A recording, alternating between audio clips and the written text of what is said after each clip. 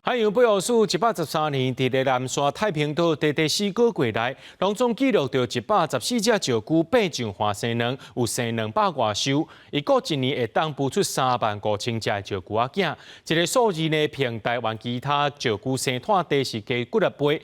海保署表示，讲这太平岛生态遐好，是因为人为的干扰比较较少。一只一只拄孵出来海龟囝，正出来要爬去大海，开始因的新生活。海洋保育署112年伫太平岛开估半月时间，就发现20只母的绿海龟，甲28收的卵。这比小琉球平湖望安一年的数量搁较济。113年，因对6月到9月第4个月，拢总看到141只生卵的绿海龟，221收的卵。这个数字是台湾其他绿海龟生态地10外倍。比较长时间完整的记录以后，发现说，那它确实它在整个这个产卵母龟的数量很多。那更重要的是，它的孵化率也事实上比起我们在本岛，不管是澎湖啦，或者是这个兰屿，都事实上是来得优。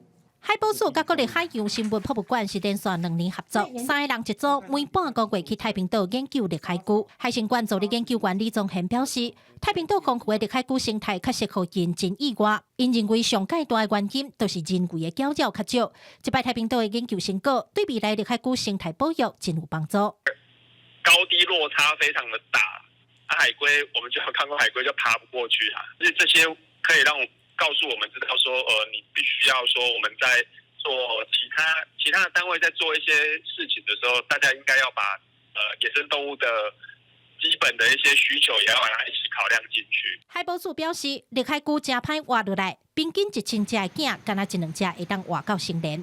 太平岛当年海龟卵大约有5万粒，估算会当有35000只海龟囝，而且嘛发现有部分绿海龟是伫近花做配种，这也代表绿海龟伫太平岛有完整的生态周期。太平岛已经成做重要的绿海龟生态地。记者柯家族邱朝阳采访报道。